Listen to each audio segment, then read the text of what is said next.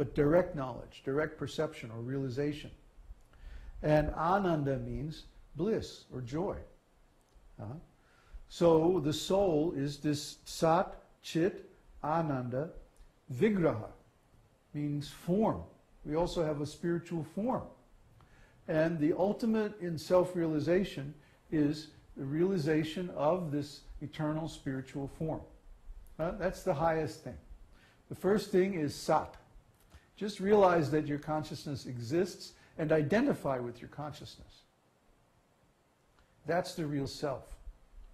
Everything else is simply reflected in your consciousness, like a mirror. But consciousness is the real thing. How do you become aware of consciousness? I can't explain it. You just do it. Just keep trying until you can do it. Because you can do it. That's the most important thing.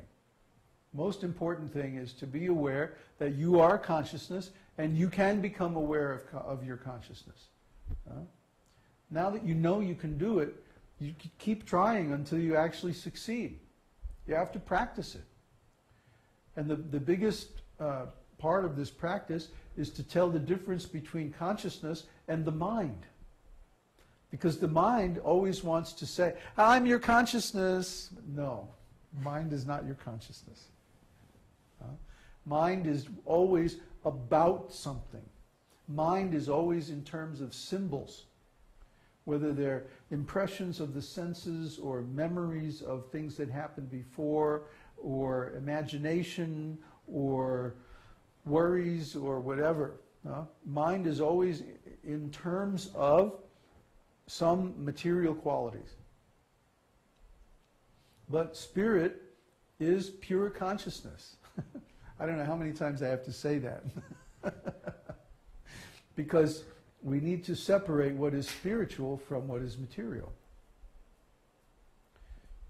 And spiritual has these three qualities, sat, chit, ananda. So when you find that in yourself, which has these qualities, sat, chit, ananda, you've found yourself. You found your spirit, your consciousness.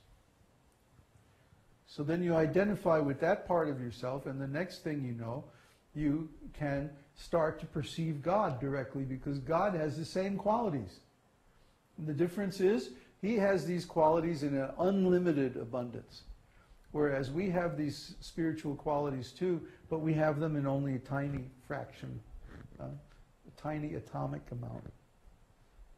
I mean, it's still quite impressive, because the soul has the energy to pervade and maintain the whole body and everything like that.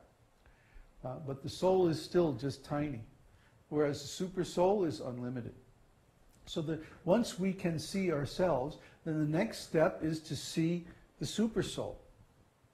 And then Bhagavan, the Supreme Personality of Godhead, of consciousness. Well, same thing. Same thing. Brahman means pure consciousness. Because it is from Brahman, or consciousness, that everything else comes. It has to be that way. How could it be any other way? You can't imagine any other way. You know, the scientists are saying the world is created in the Big Bang. Well, where did the Big Bang come from? Who set it up? Who planned it? What intelligence was there to create the natural laws that allowed the Big Bang to happen, even assuming that it happened at all? But even accepting that the Big Bang happened, it had to have some previous intelligence to set it up that way. You can't say that this whole universe can exist without some intelligence to create it. And where did that intelligence come from? There had to be a conscious being, a conscious entity that existed before the creation of the universe.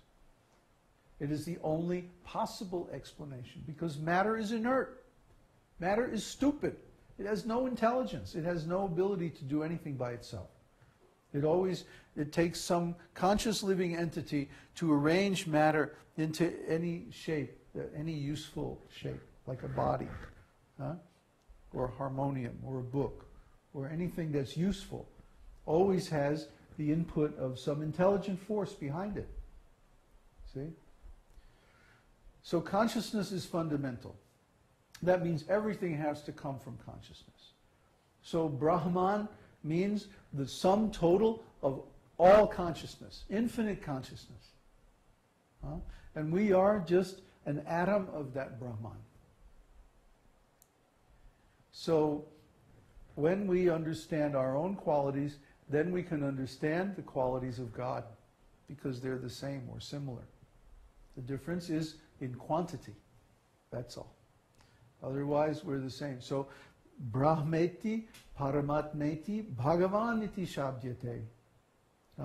The devotees know the Lord in these three aspects: Brahman, Paramatma, and Bhagavan. And those things are realized in turn, one after another. The first thing we realize is Brahman, consciousness. And then we realize the Paramatma, and then we realize Bhagavan. Directly, not just in theory.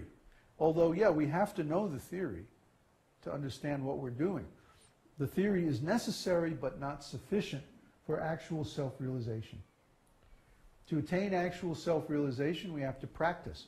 And that means we have to sit down, close the door, shut off the senses, go inside, and discriminate between mind, intelligence, false ego, and actual consciousness or self.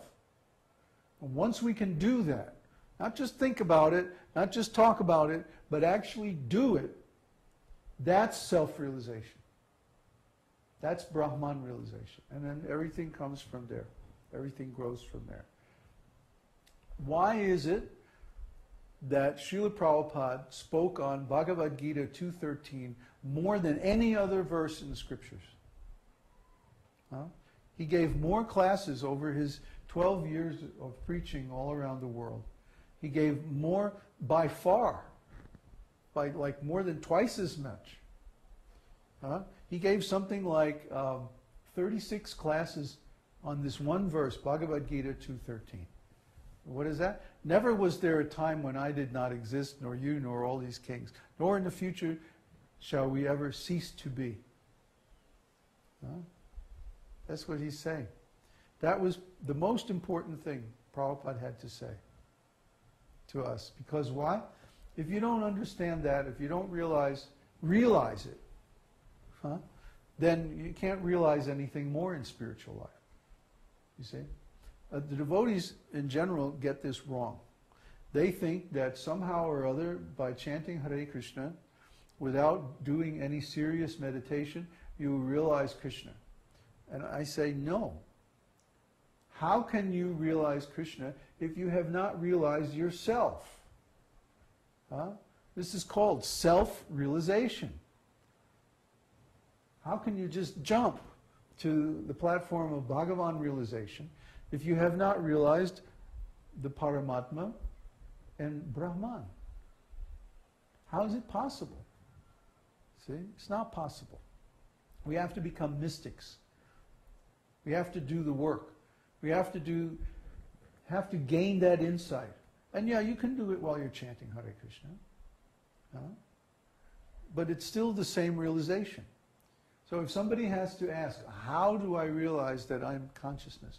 Or how do I perceive my own consciousness? Or how do I direct the consciousness to perceive itself? Then they haven't done the work. That's what it means. They haven't done the meditation. They haven't sifted through all their impressions to separate the spiritual from the material qualities. Yeah, it's very subtle. It's very difficult. Most people never make it. But that's the truth. That's what self-realization really is. And there's no way, no magic formula that I can give you that will automatically let you realize it. You have to work it out for yourself. There's some things a teacher can do and some things that you have to do yourself. And it's an irreducible truth. So we can give you the tools, the conceptual tools especially, and we can encourage you that, hey, this is possible, but you have to do the work. Okay? Any more questions? From Carl.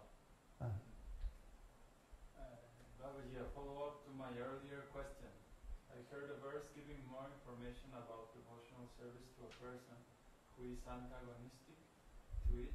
Is like feeding milk to a serpent. Oh, if they're antagonistic, it yeah. only increases its poison. Yeah. How do we take it into account when deciding whom to expose devotional sources to? Oh, well, if they're antagonistic, then we just neglect them. A Madhyamadikari devotee makes 4 kinds of relationships. He loves the Lord. He makes friendships with the other devotees. He's merciful to the innocent. And he neglects the envious. So if someone's envious, we neglect them. If someone's innocent, then we offer them mercy.